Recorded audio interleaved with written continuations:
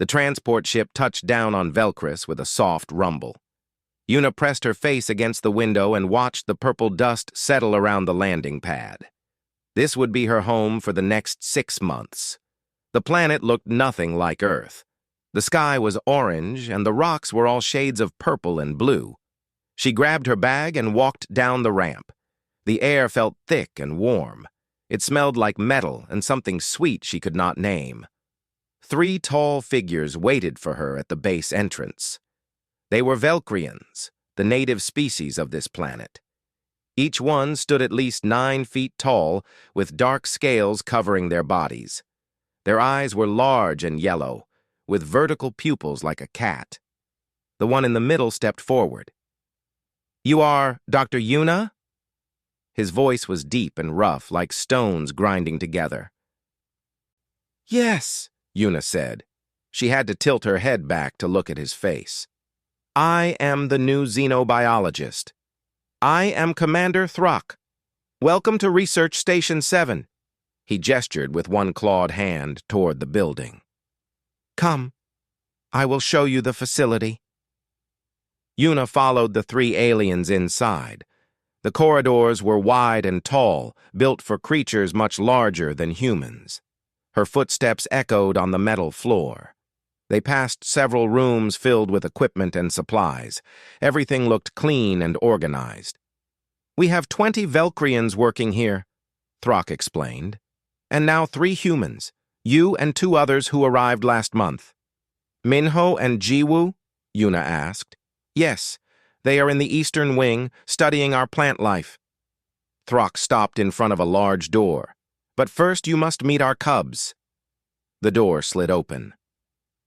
Una stepped into a massive room with high ceilings and soft lighting. In the center, 6 young Velcrians were playing with large blocks. Each cub was about the size of a horse, with lighter scales than the adults. Their eyes were rounder, giving them a softer appearance. The moment Una entered, all 6 cubs stopped playing. Their heads turned toward her in unison. For a moment, nobody moved. Then the largest cub made a chirping sound. It stood on its 4 legs and walked slowly toward Una. The other 5 followed. "Do not be afraid," Throck said. "They are curious." Una stood still as the cubs approached. The largest one reached her first. It lowered its head and sniffed loudly near her stomach. Its nostrils flared. Then it made another chirping sound, softer this time. The cub pressed its scaly head against her gently. The other 5 cubs crowded around her. They all wanted to sniff and touch her. Their scales felt smooth and warm. One small cub tried to climb onto her shoulder but was too heavy. Una laughed and petted its head. "This is unusual," said another Velcrian who stood near the wall. She was smaller than Throck, with lighter scales. "The cubs are not normally this affectionate with strangers." "This is Dr. Nessa," Throck said. "She cares for our young." Nessa walked closer, watching the cubs with interest. "They seem very attracted to your scent, human. Our young have a strong sense of smell. They use it to bond with their mothers and caretakers." The largest cub was now lying at Una's feet, making a low rumbling sound like a purr. "What is this one's name?" Una asked. "Tharok," Throck said with pride. "He is my son." Una sat down on the floor. Immediately, all 6 cubs tried to get closer to her. They pushed against each other, each wanting to be nearest to the human. Their purring sounds filled the room. "I have never seen them act like this," Nessa said. She sounded worried. "Human, what do you wear? Perfume? Oils?" "Just regular soap," Una said. She was now almost buried under young Velcrians. "Nothing special." Throck and Nessa exchanged glances.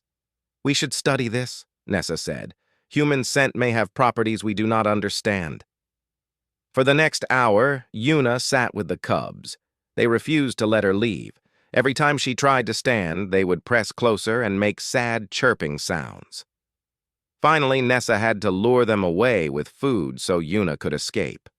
Throck led Una to her quarters. The room was simple but comfortable. with a bed, desk, and personal bathroom. "Rest today," he said.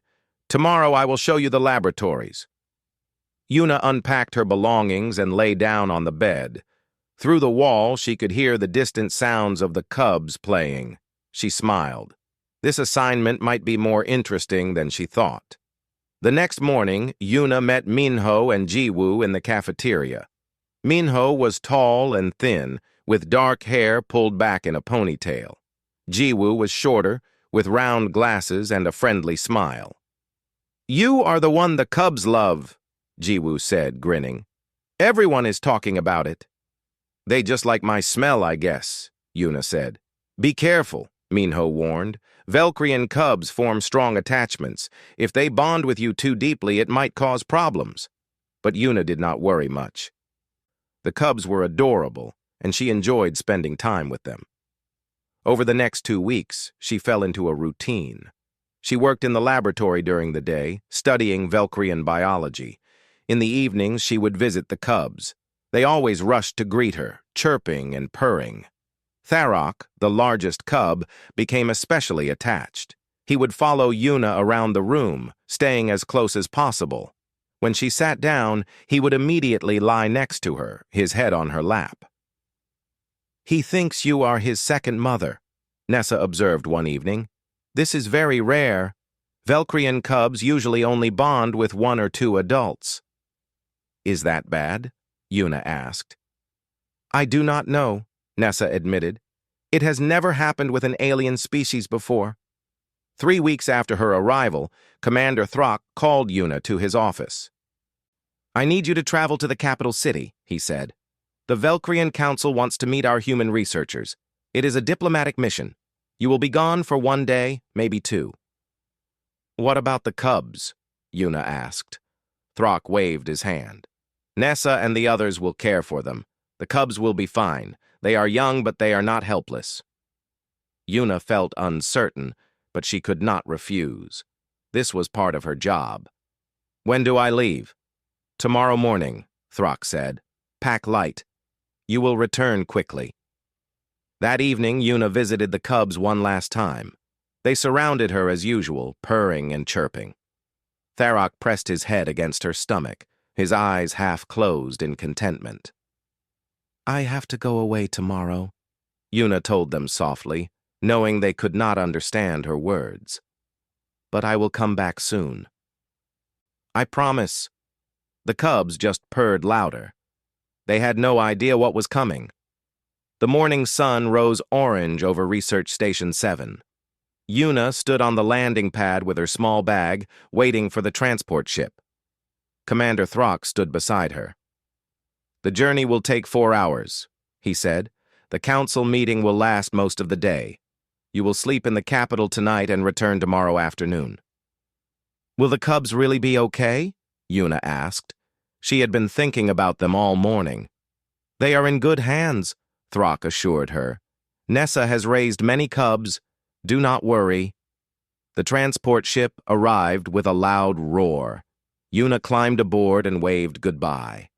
As the ship lifted into the orange sky, she looked down at the research station growing smaller below. She felt a strange pull in her chest, like she was forgetting something important. Inside the cub room, Tharok woke from his nap. He stretched his 4 legs and yawned, showing rows of small, sharp teeth. The other 5 cubs were still sleeping in a pile near the wall. Tharok stood up and walked to the door.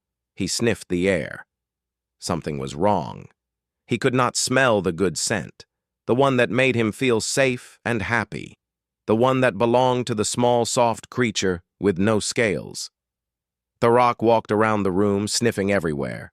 The scent was there, but old, not fresh, not new. Tharok made a questioning chirp. One of the other cubs, a female named Kessa, woke up and joined him. She sniffed the air, too. Her eyes widened. She made a worried sound. Soon all 6 cubs were awake. They searched the room together, checking every corner. The good scent was everywhere. But the creature who made it was gone.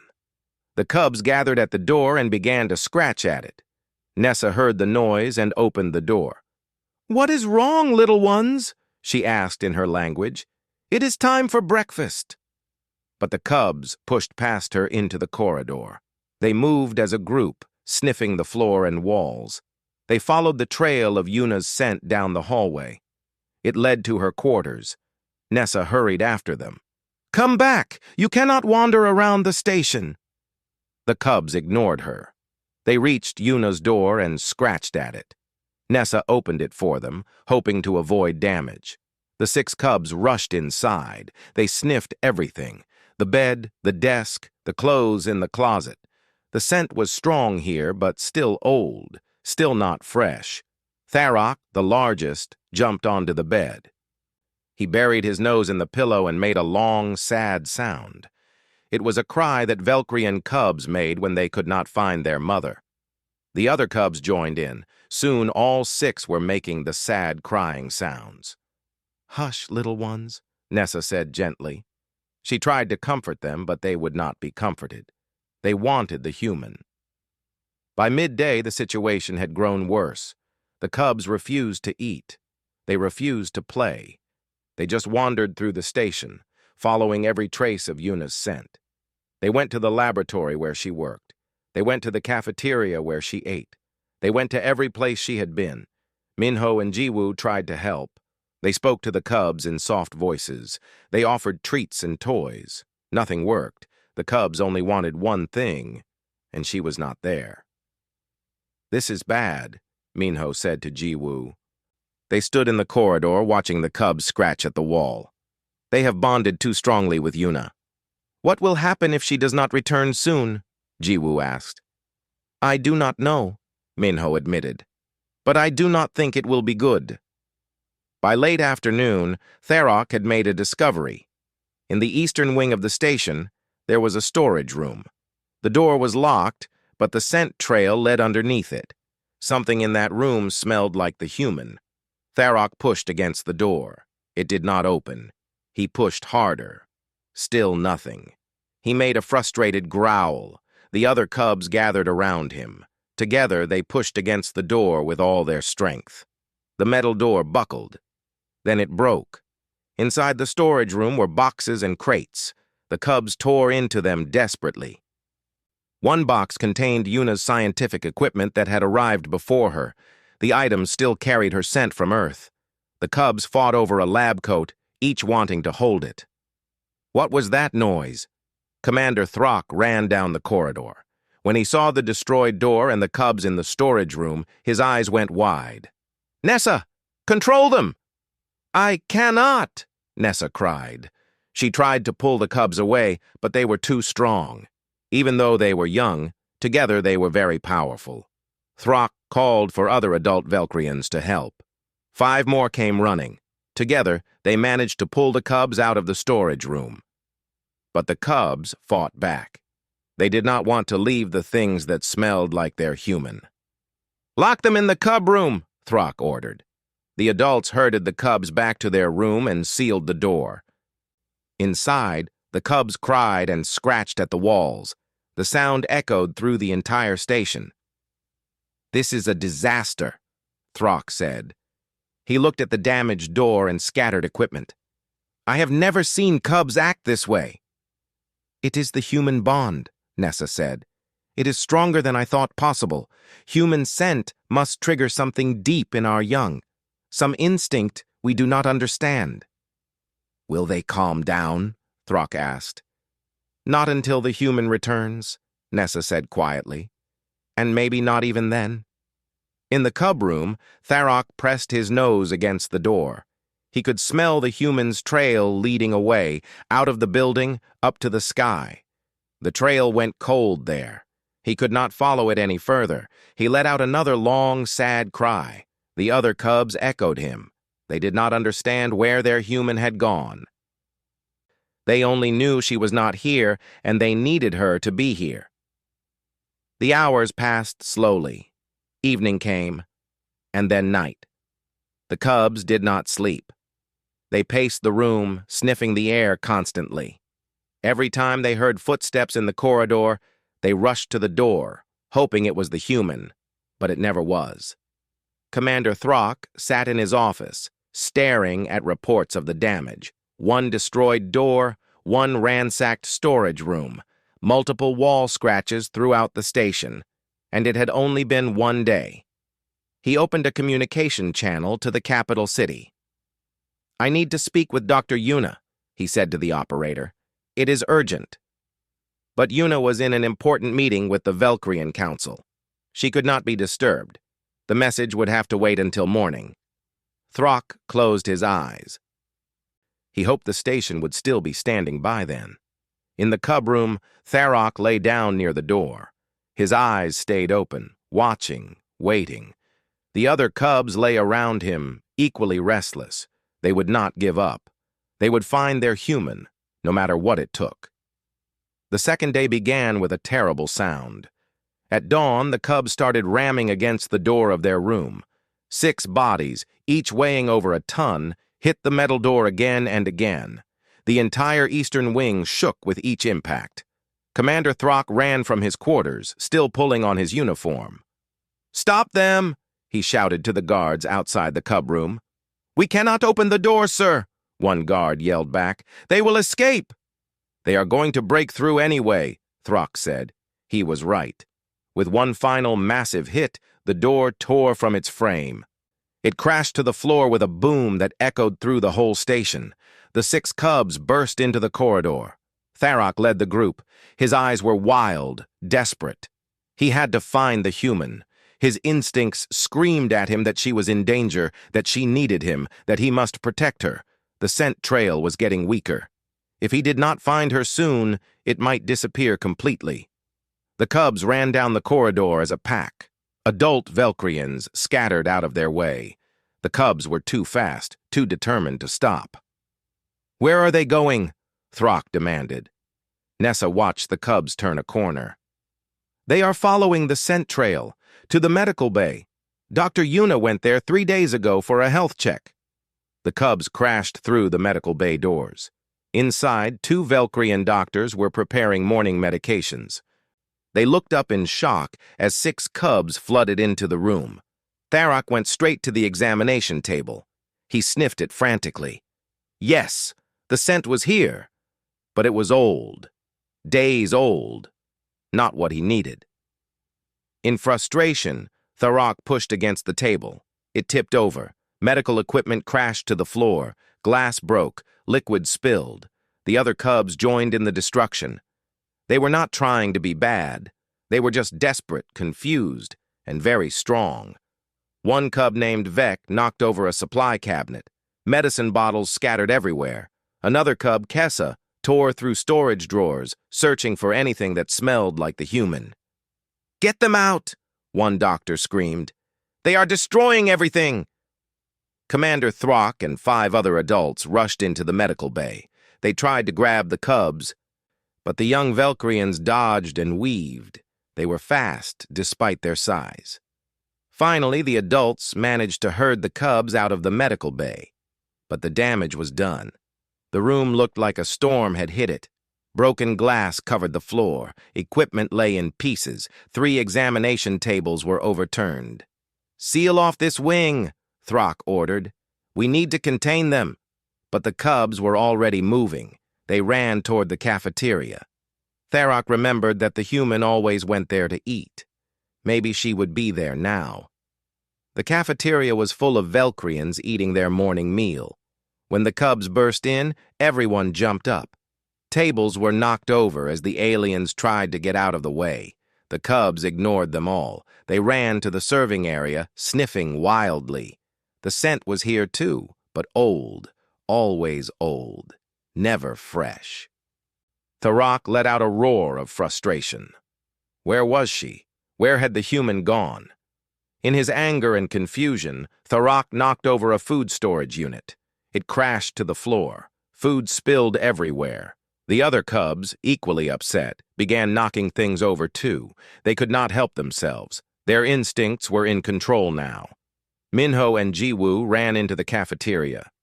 "We have to calm them down," Jiwoo shouted over the noise.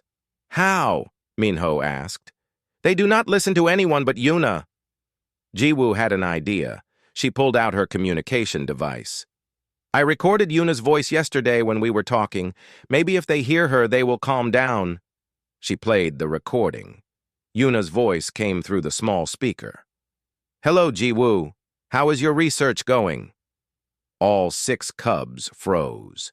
Their heads turned toward the sound. Tharok made a hopeful chirp.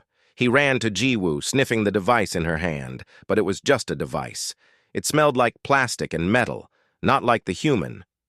Tharok's hope turned to anger. He knocked the device out of Ji-woo's hand with his tail. It shattered on the floor. That did not work, Minho said quietly. The cubs continued their rampage through the cafeteria. By the time Commander Throck managed to drive them out, half the room was destroyed. Chairs were broken. Tables were overturned.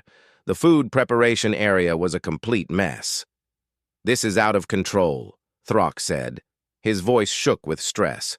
We have lost 3 rooms in 2 hours. At this rate, they will destroy the entire station by nightfall. We must contact Dr. Yuna, Nessa insisted. She is the only one who can stop this. I have been trying, Throck said. The council meeting is not over. They will not interrupt it for anything. Then interrupt it anyway, Nessa snapped. This is an emergency. While the adults argued, the cubs had found a new target, the dormitory wing. This was where the humans slept. The scent would be strongest there. The cubs ran down the corridor. They reached Minho's room first. The door was unlocked. They pushed inside. The room smelled faintly of human, but wrong. Not the right human. They moved to the next room, Ji-woo's room. Again, wrong human, wrong scent. Then they reached Yuna's room. The door was still open from yesterday. The cubs rushed inside like water breaking through a dam. The scent was everywhere, concentrated, strong. The cubs went wild with joy and frustration. She had been here, recently. But where was she now? Tharok buried himself in Yuna's bed. He rolled in the blankets, covering himself in her scent. The other cubs fought over her clothes, her belongings, anything that carried her smell, but it was not enough. These were just things. They needed the real human. They needed her warmth, her soft voice, her gentle touch. They needed to know she was safe. When the adults finally reached the dormitory, they found Yuna's room completely destroyed. The bed was torn apart. Clothes were scattered everywhere. The desk was overturned. The bathroom mirror was cracked where one cub had accidentally hit it with its tail. Commander Throck stood in the doorway, stunned. This cannot continue, he whispered. Tharok sat in the middle of the destruction, surrounded by pieces of Yuna's belongings. He looked up at Throck with huge, sad eyes. Then he let out a long, mournful cry that broke the hearts of every adult who heard it. The cub was not being bad. He was not trying to cause trouble. He was just a child, looking for his mother, and she was gone. Get me a direct line to the capital, Throck said firmly. I do not care if the council is meeting. I do not care if it is against protocol. Get Dr. Yuna on the communication now, or we will not have a station left to save. The operator nodded and began working frantically. In the destroyed room, the cubs huddled together. They were tired, confused, and scared. They did not understand what was happening to them. They only knew they needed their human, and she was not there. The destruction was not over, not by a long way. In the capital city of Velcris, Yuna sat in a large meeting hall. Around her, dozens of important Velcrian officials discussed trade agreements and research protocols. The meeting had been going on for hours. Yuna tried to pay attention, but her mind kept drifting back to the research station. She wondered if the cubs were okay. She wondered if they missed her. A strange feeling had been bothering her since yesterday, like something was pulling at her chest. She told herself she was being silly. They were just cubs. They had caretakers. They would be fine. A junior official entered the hall quietly. He walked to the lead counselor and whispered something urgent. The counselor's eyes widened. He looked at Yuna. "Dr. Yuna," the counselor said, interrupting the current speaker. "You have an emergency communication from Research Station 7. Commander Throck says it cannot wait." Yuna's heart jumped. "Is someone hurt?" He did not say, but he was very insistent. Yuna stood quickly and followed the official out of the hall. They went to a private communication room. The screen showed Commander Throck's face. He looked terrible. His scales were dull with stress, and his eyes were wide. "Dr. Yuna," Throck said. His voice was strained. "You must return immediately." "What happened?" Yuna asked. "Is someone injured? Was there an accident?" "The Cubs," Throck said simply. Behind him, Yuna could hear crashing sounds and the sad cries of young Velcrians. Her stomach dropped. "What about the Cubs?" "They have been destroying the station since you left. We have lost the medical bay, the cafeteria, and half the dormitory wing. They are looking for you. They will not stop until they find you." "That is not possible," Yuna said. "They are just Cubs. How could they—" Another crash interrupted her. Through the screen, she saw a wall panel fall behind Throck. He did not even turn around. "Your scent has bonded them to you," Throck explained quickly. "Human pheromones trigger a maternal response in our young. They think you are their mother. When you left, it broke something in them. They believe you are lost or in danger. They are trying to find you." Yuna put her hand over her mouth. "Oh no, I did not know. No one told me this could happen." "We did not know either," Throck admitted. "This has never happened before. Please, Dr. Yuna, you must come back now. If you do not, I fear they will tear down the entire station. And worse, they might hurt themselves in the process." "I am leaving now," Yuna said. "Tell them I am coming. Tell them to hold on." "They do not understand words," Throck said sadly. "They only understand scent and presence. Hurry, Dr. Yuna, please hurry." The screen went dark. Yuna ran back to the meeting hall. She burst through the doors, not caring about protocol. "I have to go back to the research station. There is an emergency with the Cubs." The lead counselor stood. "But we are not finished." "The Cubs are destroying the station," Yuna said firmly. "If I do not go back now, there might not be a station left. This is more important than any meeting." She did not wait for permission. She ran out of the building and toward the transport station. The next regular shuttle would not leave for 3 hours. That was too long. Yuna found a private transport pilot. "I need to get to Research Station 7 immediately." "It is an emergency." "That will cost a lot," the pilot said. "I do not care. Just go. Fast." The pilot saw the desperation in her eyes and nodded. They lifted off within minutes. The transport ship flew at maximum speed across the orange sky. During the journey, Yuna's communication device buzzed with updates from the station. Each message made her heart sink further. "Cubs have broken into the research laboratories. Extensive damage to equipment. Cubs have torn through the storage wings. Food supplies compromised. Cubs are getting more aggressive. Adults cannot control them. Cubs have stopped eating and drinking. Health concerns growing." That last message scared Yuna most of all. If the Cubs hurt themselves because of her, she would never forgive herself. "Can this ship go any faster?" she asked the pilot. "Not unless you want us to crash," he replied. "We are already pushing the engines." The 4-hour journey felt like 4 days. Yuna watched through the window as the landscape passed below. Purple mountains, blue deserts, strange forests with silver trees. Finally, she saw the research station in the distance. Even from the air, she could see the damage. Scorch marks on the walls, broken windows, debris scattered around the landing pad. The east wing looked partially collapsed. "What happened here?" the pilot asked in shock. 6 Cubs weighing 2 tons each happened, Yuna said quietly. The ship landed hard on the pad. Yuna did not wait for it to fully settle. She opened the door and jumped out while the engines were still winding down. Commander Throck ran to meet her. "Thank the stars you are here. They are in the main corridor. We managed to block them in, but the barriers will not hold much longer." "Take me to them," Yuna said. Throck led her through the damaged station. Yuna's heart broke with each destroyed room they passed. The medical bay was unrecognizable. The cafeteria looked like a battlefield. Her own room was nothing but rubble and torn fabric.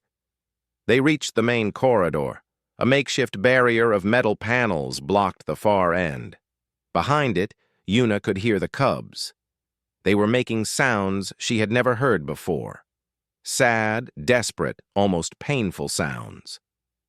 "They have been crying like that for the past hour," Nessa said. She stood near the barrier with several other adults. All of them looked exhausted. "We do not know how to help them." "Open the barrier," Yuna said. "Dr. Yuna, they are not in control of themselves," Throck warned. "They might accidentally hurt you." "They will not hurt me," Yuna said with certainty she did not fully feel. "Open it." The adults looked at each other nervously. Then they began pulling away the metal panels. As soon as a gap appeared, 6 scaly heads pushed through. The cubs saw Yuna. For one moment, everything went completely silent. Then Tharok let out a roar of pure joy. He burst through the remaining barrier, sending metal panels flying. The other 5 cubs followed right behind him. Together, they charged down the corridor toward Yuna. "Do not move!" Throck shouted. Yuna stood perfectly still. Her legs wanted to run. Her instincts screamed at her to get out of the way, but she planted her feet and waited. 6 massive cubs, 12 tons of scale and muscle and desperation, rushed toward one small human. At the last second, they slowed down. Tharok reached her first. He did not crash into her. Instead, he gently pressed his head against her stomach, making soft, chirping sounds. His whole body shook with relief. The other cubs surrounded her carefully. They pressed close but did not push. They were so happy to see her that they were crying. Yuna stood in the corridor, surrounded by 6 cubs who refused to let her move. They pressed against her from all sides. Their warm scales touched her arms, her legs, her back. Tharok kept his head on her shoulder, making soft, purring sounds. His eyes were closed, like he was afraid she might disappear again if he looked away. "I am here," Yuna whispered, running her hands over their scales. "I am sorry. I did not know. I am so sorry." The cubs did not understand her words, but they understood her tone. They understood her presence. Slowly, their crying stopped. The desperate sounds became content purrs. Commander Throck watched in amazement. "In all my years, I have never seen anything like this. The cubs were destroying everything. Now they are calm as still water." "Human scent is more powerful than we realized," Nessa said quietly. She was taking notes on a data pad. "This could change everything we know about cub psychology." Yuna tried to take a step forward. All 6 cubs moved with her, not wanting to lose contact. She tried again. They followed, staying pressed against her. "I think I am stuck," Yuna said with a weak laugh. "They will not leave you now," Nessa said. "Not for many hours. Maybe not for days. The separation was traumatic for them." Yuna looked at the destruction around her. Broken walls, scattered equipment, torn metal. "I caused all this." "You did not know," Throck said, but his voice was heavy with the weight of the damage. "None of us knew." "What happens now?" Yuna asked. "Now we rebuild," Throck said, "and we make sure this never happens again." Over the next few hours, Yuna slowly walked through the station with her escort of cubs. They went to the temporary shelter area that had been set up for meals. The cubs ate for the first time in a day, but only because Yuna sat with them. They went to a makeshift sleeping area. The cubs finally rested, arranged in a circle around Yuna. Minho and Jiwoo came to check on her. "Are you okay?" Jiwoo asked. "I am fine," Yuna said. She was sitting on the floor, leaning against the rock's side. "Just tired, and I feel terrible about all this." "It is not your fault," Minho said. "How could you know that human scent would bond their cubs to you?" "I should have paid more attention," Yuna insisted. "Nessa warned me they were getting too attached. I just thought it was cute." "It is cute," Jiwoo said, watching the sleeping cubs. "Also terrifying, but mostly cute." The news of what happened spread quickly. Within 2 days, officials from the Velcrian Galactic Council arrived at the station. They walked through the destroyed areas with serious expressions. They interviewed Commander Throck, Nessa, and all the human researchers. Then they met with Yuna. She sat in a temporary office with the cubs lying at her feet. They would not leave her side. She had to bring them everywhere. "Dr. Yuna," the lead official said, "we have reviewed the incident reports. The damage is extensive." "I know," Yuna said quietly. "I take full responsibility." "No," the official said firmly. "You did not know this would happen. None of us knew. This is not about blame. This is about understanding a new phenomenon." He pulled up holographic images. "We have analyzed your biochemistry and compared it to Velcrian cub instincts. Human pheromones contain compounds that trigger deep bonding responses in our young. It is similar to what they feel for their biological mothers, but stronger. More intense." "Why stronger?" Yuna asked. "We do not fully understand yet," the official admitted. "But we believe it is because humans evolved as social caretakers. Your species raises children communally. You form attachments easily. These traits are coded into your scent, and our cubs respond to them powerfully." Another official spoke up. "This has implications beyond just your station. There are 50 research bases across the galaxy with both humans and Velcrians. Many have cubs. We need new protocols immediately." Over the next week, the Galactic Council worked with human and Velcrian scientists to create new rules. They called them human bonding protocols. The rules were simple but strict. First rule: any human working near Velcrian cubs must understand the bonding risk. Second rule: once a human has bonded with cubs, they cannot leave without proper transition. Third rule: there must always be at least 2 bonded humans per cub group, so one can leave temporarily without crisis. Fourth rule: cubs must be gradually weaned from human scent as they grow older. The rules went out to every mixed station in the galaxy. Some humans were excited about the bonding potential, others were nervous, but everyone agreed the protocols were necessary. For Research Station 7, there was a specific solution. The council assigned a new human researcher to work alongside Yuna.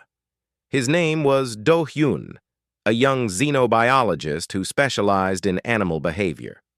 Do-hyun arrived 3 weeks after the incident. The station had been partially repaired by then, though some areas were still being rebuilt.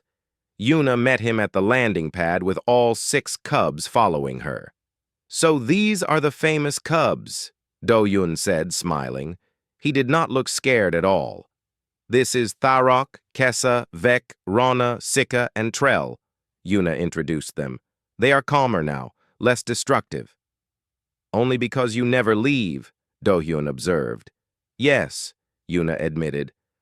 "I have not been more than 20 feet away from them since I came back." "That will change," Do-hyun said confidently.